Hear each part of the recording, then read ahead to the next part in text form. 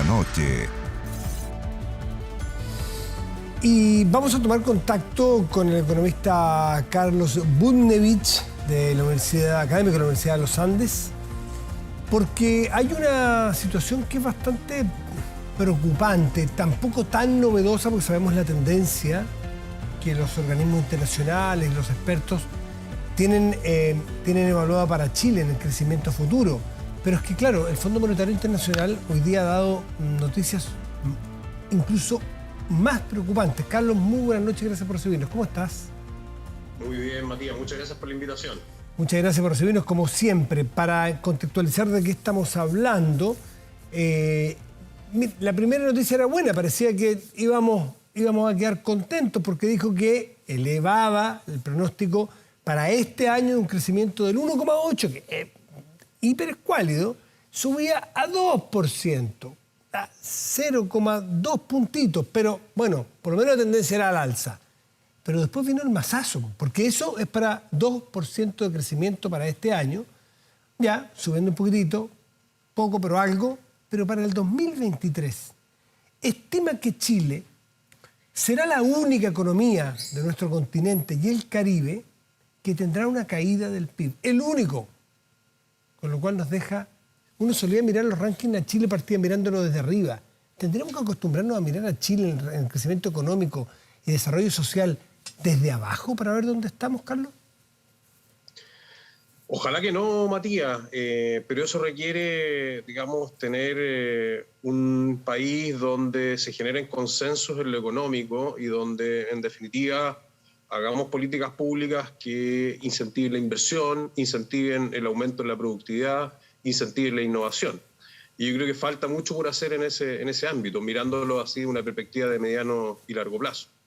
Yo creo que lo que se visualiza en lo que son las proyecciones del Fondo Monetario es básicamente el escenario más cíclico, coyuntural que está viviendo tanto la economía mundial como la chilena, que está en un proceso de ajuste importante por los excesos que tuvimos el 2021. Y bueno, eso en algún momento se paga. Las fiestas, como tú sabes, en economía se pagan con básicamente restricciones a la demanda, política monetaria contractiva, también política fiscal contractiva, de acuerdo a lo que ha dicho el ministro Marcel, digamos, este año. Y eso, bueno, obviamente repercute en lo que pueden ser justamente los desarrollos de la coyuntura económica, la actividad económica de corto plazo, sobre todo pensando este año que ya está bastante jugado, y sobre todo el próximo que se ve complejo en esa materia.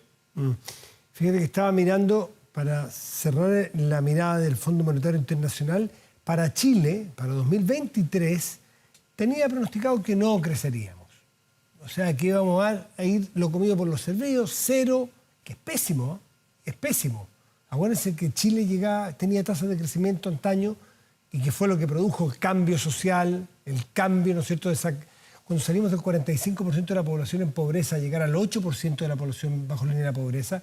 Eso no lo encargamos por AliExpress, eso se construyó aquí, dentro del país, con políticas consensuadas en democracia, que permitían, ¿no es cierto?, crecer, incluso se crecía al 7%. Bueno, el Fondo Monetario plantea que para el 2023 no creceríamos. ¿Qué ha dicho el Fondo Monetario Internacional? Que vamos a decrecer, que vamos a retroceder 1%, que el producto de nuestro país, lo que es capaz de producir Chile, va a ser 1% más bajo que el año anterior.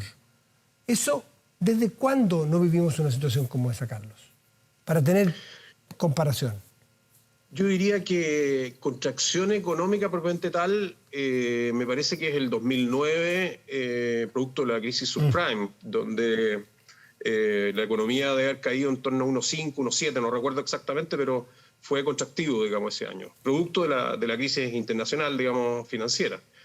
Y bueno, lamentablemente, yo creo que es un punto de atención el que tú dices. Nosotros tuvimos como país excelentes 30 años, realmente, y los mejores 30 años en términos económicos de la historia de nuestro país. Nuestro país siempre fue una economía que crecía muy poco, que los problemas de pobreza no se habían avanzado sustancialmente en su historia y que además siempre tuvimos inflaciones muy altas y crónicas, e incluso hasta episodios de hiperinflación.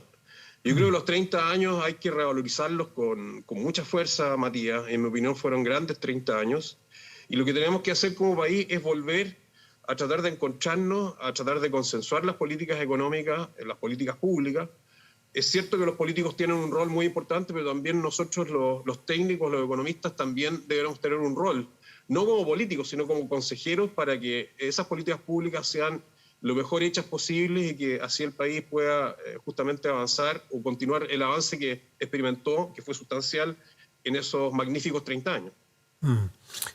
Eso era el Fondo Monetario Internacional, para que vean ustedes que no necesariamente andan muy perdidos ni son los únicos. El Banco Mundial dice que traza una subida del 1,8 para el PIB de este año, 1,8, y una contracción, o sea, también decreciendo 0,5%, bastante parecido al decrecimiento que pronostica el Fondo Monetario Internacional.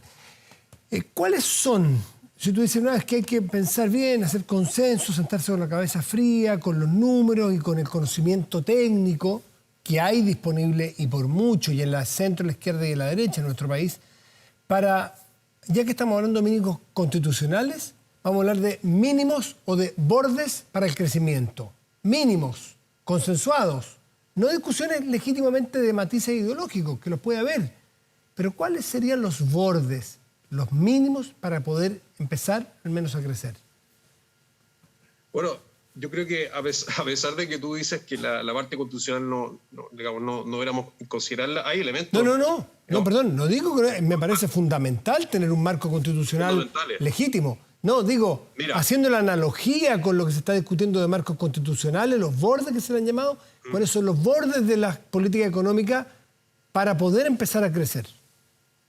A ver, primero yo te diría economía abierta al país, y me parece muy bueno lo del TPP-11.